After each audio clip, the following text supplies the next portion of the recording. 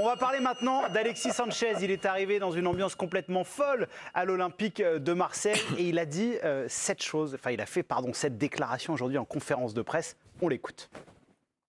On avait parlé un petit peu de l'OM, parce qu'on m'a dit que c'était un club avec une très grande histoire, le plus grand club français, le seul qui a réussi à gagner la Ligue des Champions.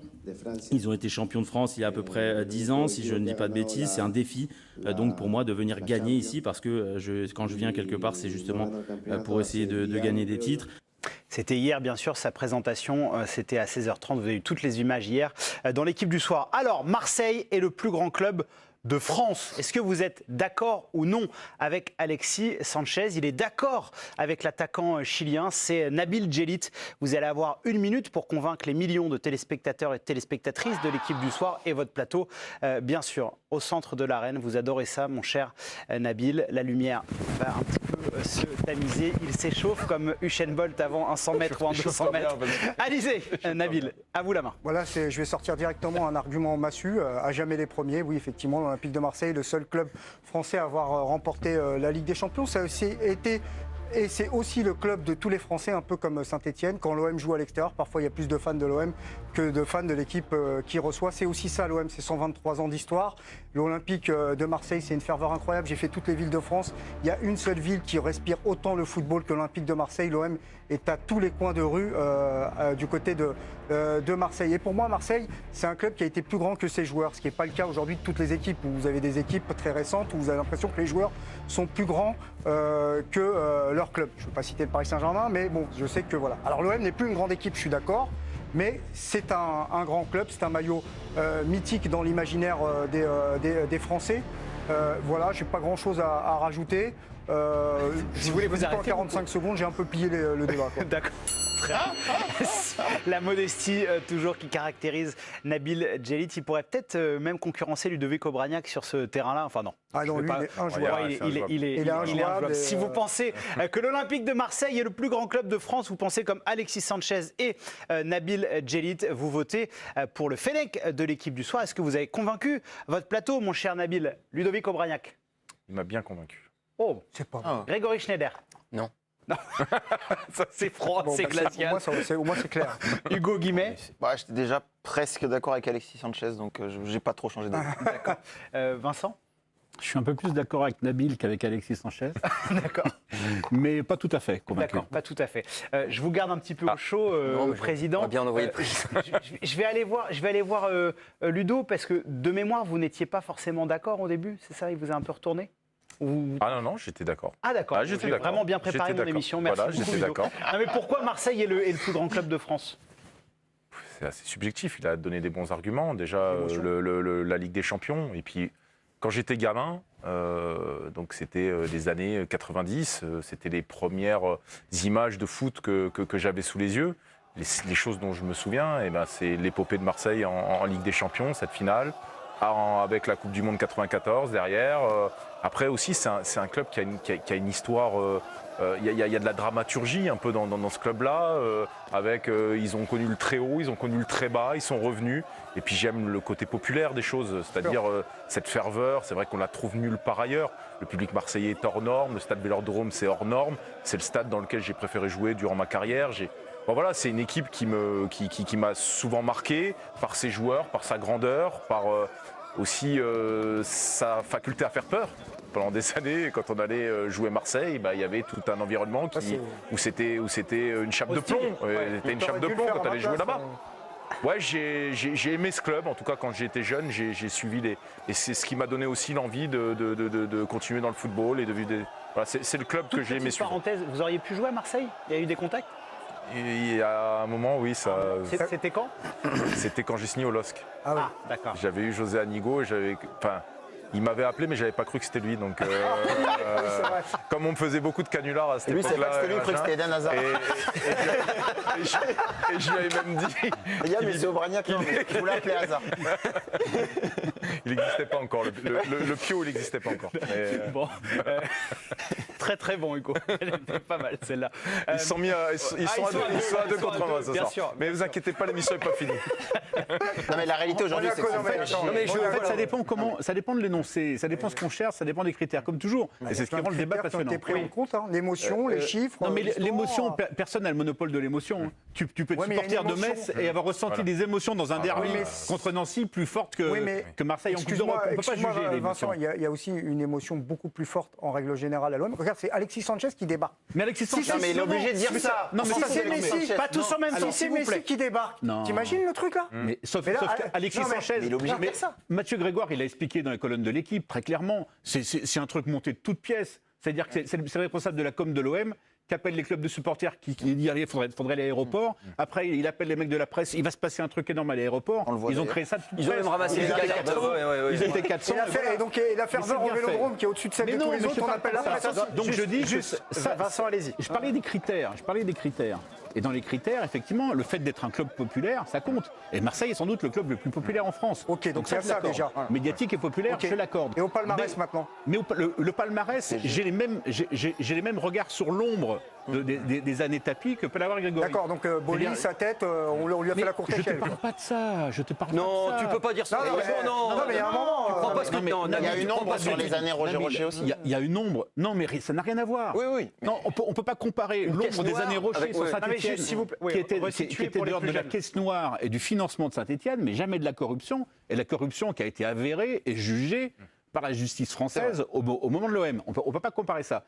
Malgré tout, tout ça fait un ensemble et fait effectivement que même le côté sulfureux fait aussi partie de l'histoire. oui. Donc peut-être Pas de la grandeur. que grâce à tout ça, et y la compris à ces dramaturgie défauts, qui fait que- l'OM est aussi le plus grand club français de l'histoire.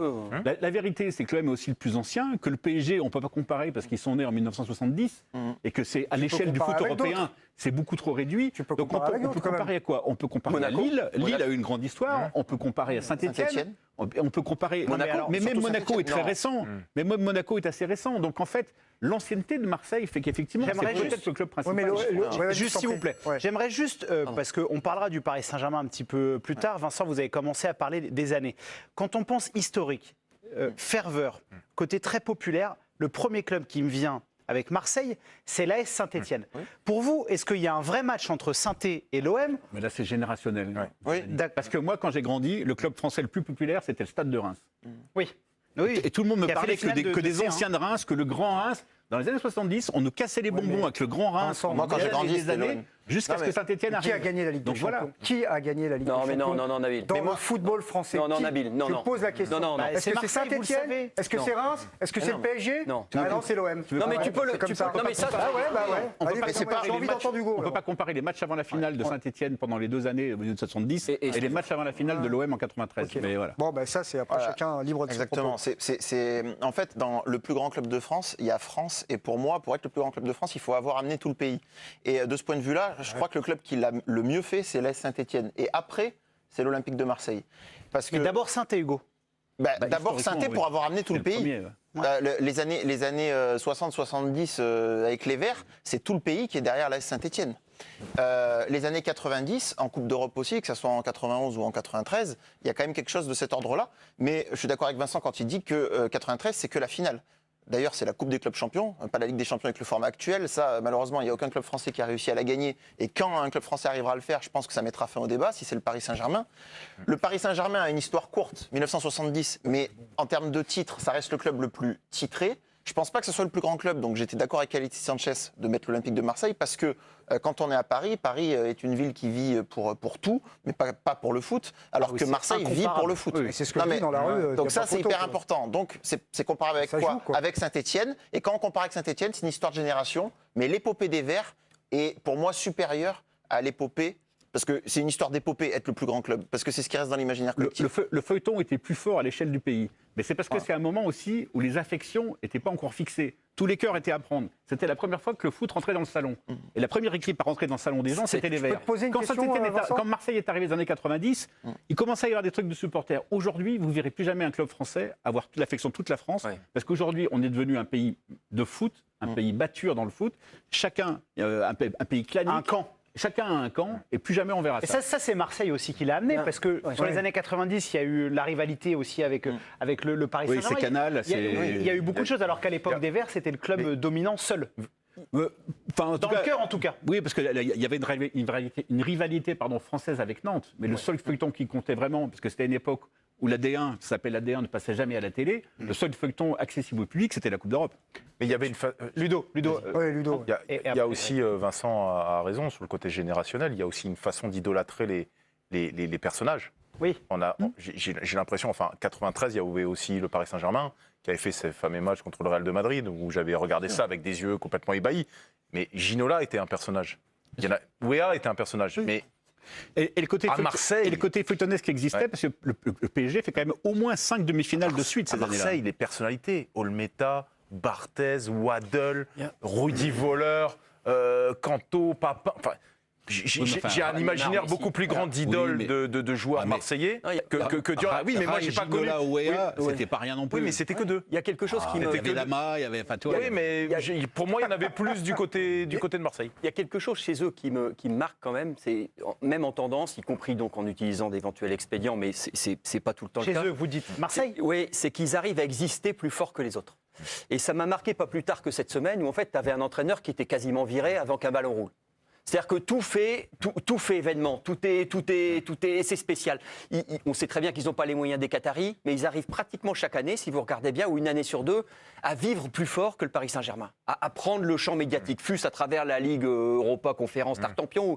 Mais ils ont ce truc-là d'exister au-dessus de leurs moyens et de capter la scène médiatique, comme s'ils brillaient plus intrinsèquement. Ça, c'est assez fascinant, je trouve. Est-ce que, parce que là, on parle du plus grand club de France, et là, forcément, le débat avec le Paris Saint-Germain arrive, même si c'est un club plus jeune. Est-ce que vous pensez que Paris sera toujours pénalisé par sa ville, le manque de passion dont vous parlez, Hugo, par rapport à Marseille?